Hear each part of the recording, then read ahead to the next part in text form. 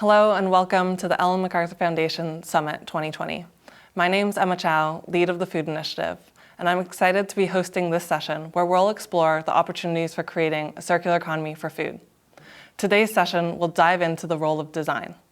So much of our food that we eat nowadays all around the world has been transformed from those primary raw ingredients at the farm level to the food products that we face on grocery store shelves and the dishes that we select on menus in our favorite eateries and restaurants. Just like our clothes, these foods have been designed in the sense that a chef or a product developer or someone working in food service has made decisions that determine these food products and these dishes. Not only the flavor and the nutritional content of them, but also their broader impacts on the environment. This session will feature highlights, clips from our Big Food Workshop, which took place earlier this year.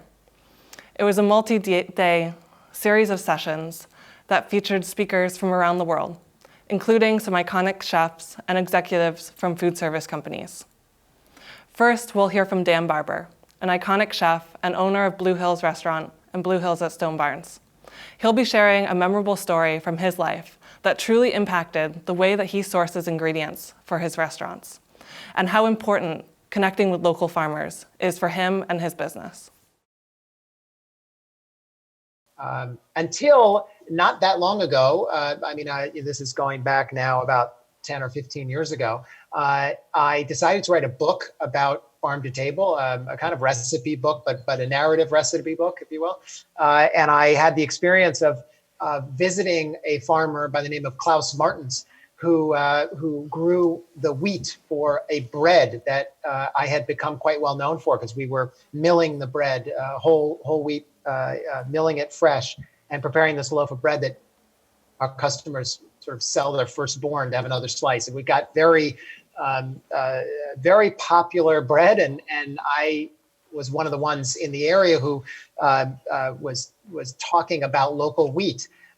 Before now, a lot of people are talking about local wheat. And I felt like this was a place to start the book, a recipe for how do you grow wheat that sings in the way this bread sings. And so I went to this man, Klaus's farm, about 4 hours from here, and I was standing in the field and I was looking around and I saw almost no wheat. I saw rye and barley and cowpeas, and I saw cover crops, I saw leguminous crops, but very little wheat. And what I realized almost 10 minutes into that experience was that I really had everything wrong. I was being celebrated as a chef who purchased from local farmers and purchased local wheat, but I was only buying a tiny percentage of the farm. The rest of the farm that he was now showing me by my standing in the middle of it was planted with a very diverse group of lowly soil supporting grains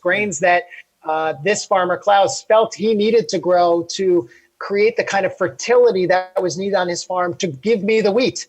But what was I doing as the farm to table chef? I was supporting only the wheat. Okay. And so you started using more of the less used crops, and they would then benefit the soil and the biodiversity around there. And that's how I started to support the whole of his farm in the same way where it knows the tail of an animal. I support the whole of the farm. Yeah. So it took me and my writing in a very different direction, and I have since devoted my cooking and my life to looking at the wholeness of a farm and creating a cuisine and a menu around supporting that whole farm. Now we'll hear from Brazilian chef Alex Atala as he discusses the important link between biodiversity and flavor. In a short words, I can say that we are just tiny part of the nature.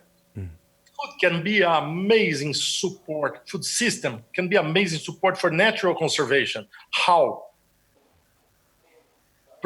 It's not only protecting the sea, the lands, or the forests. It's definitely supporting the people who lives in there. And again, food system can be a support and and bring this in another level, not only in a delicious way. As a chef, our first commitment is delicious food. But beyond that, we can link it, the food system, which in my personal opinion is completely broken, which is those links. It is the knowledge, the cooking, the eating, the producing, and the nature. We might choose produce it and link this, and we might choose support whole nature through the food, through one who lives in there. Yeah, so you mentioned that knowledge there. I mean, you place a real importance on chef's knowledge, and it's in fact a key component of the mantra of the Atta Academy, your Centre of Learning, yeah? Atta. So you try and make your chefs more aware of this chain: knowledge, eating, cooking, producing, nature. This chain which has become broken. So can you expand a little on sort of practically how chefs can start being a part of the repair of this chain? Using diversity, biodiversity. It is quite maybe far from you in UK or in US talking about Brazilian biodiversity. So I'm gonna try to explain this in short words. Wine. 20, 30 years ago, we used to drink few wines from few grapes from few parts of the world. And nowadays we have wine from everywhere in affordable price. And then people start to drinking more wine. And then people get interested where they come from, how they have been produced. So people start thinking about geography, geology, climate, and varieties. This is biodiversity. So food can be a powerful weapon to support natural conservation. Simple like that. Yeah. Eating, when we talk about biodiversity conservation, there's no value. When you taste biodiversity, there's a new meaning, a new value. Next up, we'll hear from South African chef Makati Itswang as she talks about how we can use marketing and storytelling to make indigenous ingredients part of everyday diets for urban citizens. Well, for me, indigenous food crops refer to foods that are indigenous, that literally grow in South Africa, have got their origin in South Africa. And I add these food crops to our everyday cooking, because most of these we grew up eating. And a lot of them are very nutritious. They're nutrient-dense ingredients. And right now, what's happened in South Africa and in Johannesburg, especially in cities in South Africa, is that a lot of people have moved away from their old homes, which is rural areas, and moved to the cities. And when people move to the cities, what happens is that indigenous food knowledge gets destroyed. So you get to the cities and you start eating fast food, you start eating all the wrong things, because I suppose people always equate fast food or the new kinds of food with wealth. Yeah. So what happens is that when you leave the rural areas to move to the cities, you lose that indigenous food system and food knowledge. And a lot of us now in the cities are dying and suffering from malnutrition, which is, people eat, but they're not eating the right things. They're eating food that has got no nutrients. So we're suffering from malnutrition. We're suffering from diseases, social diseases like diabetes, all these things that our great-grandparents never suffered from. And the reason being, they ate a lot of the indigenous ingredients. So things like sorghum, which is naturally grows here. It's packed with vitamins, it's packed with proteins, it's packed with iron, things that, all the nutrients that you need in your body. So the indigenous ingredients that I love to cook with is sorghum is one of them, is right on the top. Millet, pearl millet is another one. The grains, things like amaranth leaves, which are packed with protein and iron. Those are stuff that we grew up eating. So what I do then is I'm bringing them back into the kitchens, into people's kitchens by, repackaging them and reintroducing them as a chef, making them cool, making them easy. People must, feel like it's cool to eat these ingredients again, because again, people remember the ingredients, but they've kind of like shoved them to the back of their minds because they represent poverty of the rural areas. So people have actually taken these off their plates, when in actual fact, right now with climate change and everything that's happening, especially with COVID and with food insecurity, we need those crops back into our plates. Okay. We need those nutrient dense crops back into our lives. Yeah. So, but apart from the health benefits, there are also some social benefits as well. When we were talking a few weeks back, you were talking about where you procure these ingredients from and how that supports farmers. Can you tell us a little bit about that? Yes, a lot of these ingredients, a lot of these indigenous ingredients and crops are grown by subsistence farmers and small rural farmers. So what I am now, it's basically a conduit between the farmers and the consumers. So we actually make sure that the farmers get their livelihoods changed because of these ingredients. A lot of people in the cities want these ingredients, but they don't know how to get them. So we become a conduit between the farmers and the consumers and the final consumers.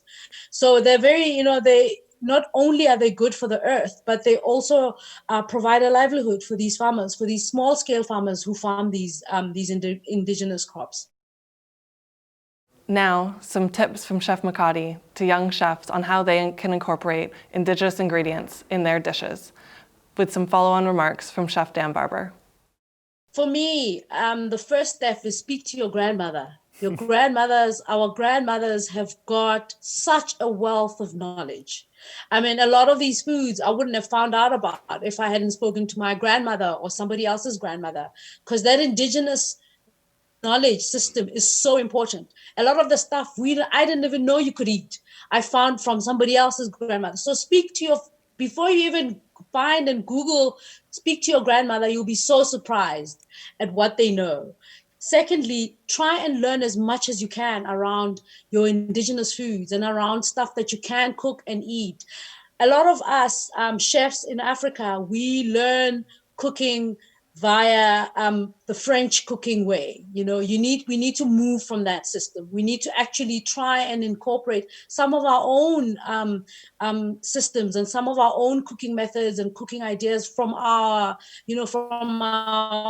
own people. So you need to try and find or research more around where you are and the foods that grow naturally, and then take it from there. As a chef, with whatever information or whatever training you have, you can turn anything like sunflower seed, leftover sunflower seed pulp into cheese. Okay. So basically learn about what's indigenous in your space. Yeah. And then from there, you can bring in whatever French culinary thinking that you have, you can use that to then create or learn more, or even bring all that into your traditional or your indigenous cultures. Okay. So learn about it. Try and find research in your own family. I promise you, there's some recipes, there's some awesome, yummy stuff that your grandmother knew and she knows about that you don't know about. So start with your own people. All right. Could I just bookmark that a second? Because I think that is, like, first of all, so beautiful.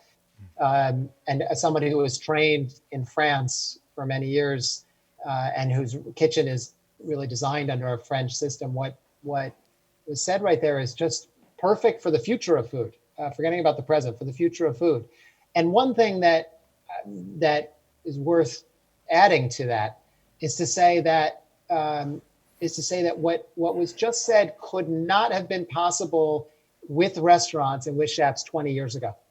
Yeah. You could not open up fine dining restaurants to the extent that you would want to have chefs like us on this webinar if we concentrated only on indigenous local ingredients. And when I opened Blue Hill in a very progressive New York City, I had to have foie gras, caviar, lobster. I had to have those ingredients on my menu. Yeah. Okay, now fast forward 20 years. Those ingredients on my menu make me look old and outdated and anachronistic. I mean, you're old school. What you just described is where restaurants have gone. It is actually unbelievable that today the definition of a progressive restaurant, a restaurant that's of the moment, a restaurant that people will travel to, is defined by how regional is the menu, how distinct is the menu. Am I going to a place where I can't get that ingredient or that preparation or that connection to culture and history in any other place? Then that's the restaurant that takes off. That is a sea change in 20 years. And to me, the most exciting part about the food culture, the future of the food culture, because it's not going to be a one size fits all. It's not going to be dumbing down food. People are too smart, and they're going to look to chefs who are going to become more and more micro regional, hypersensitive to the region. And if you're hypersensitive to the region, you're talking to your grandmother. That's the only way to enrich it. And so for me, it was a beautiful way to encapsulate not only where chefs have been going now, but where restaurants will be in the future. Now we'll hear from Chef Kim Vejendorp from a Mass restaurant in Copenhagen. He'll be discussing how to get really creative to use all of the food that comes into the kitchen so there's no waste. But also in my particular field, having lived in a lot of different parts of the world, food waste is not a problem of the hungry. People eat everything and they find ways to eat everything, and they find these fantastic techniques because not only do people want to survive, they also want to enjoy doing it. And so even in the hungriest of places, you find these techniques that drive flavor, incredible flavors and things from really interesting products.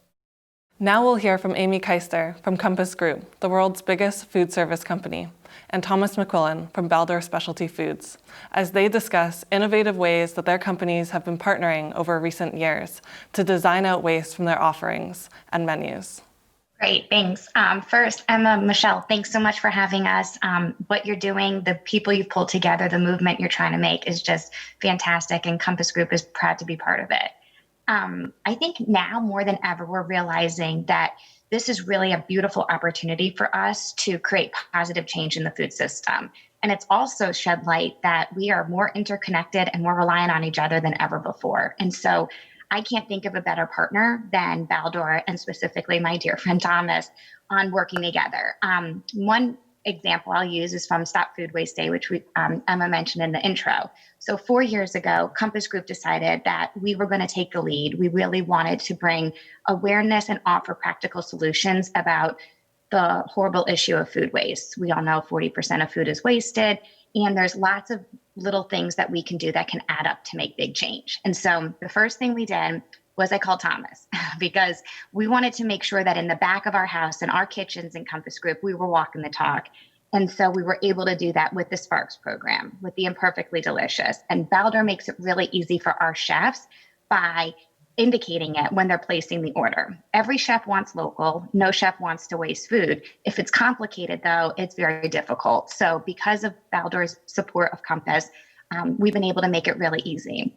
The other great thing that Thomas has been a great advocate with Baldor is partnering with us on driving awareness. So last September, we were all together at our first kind of in-person, it was Stop Food Waste Day NYC. We had about 2,500 people show up, free event, kind of the end of Climate Week.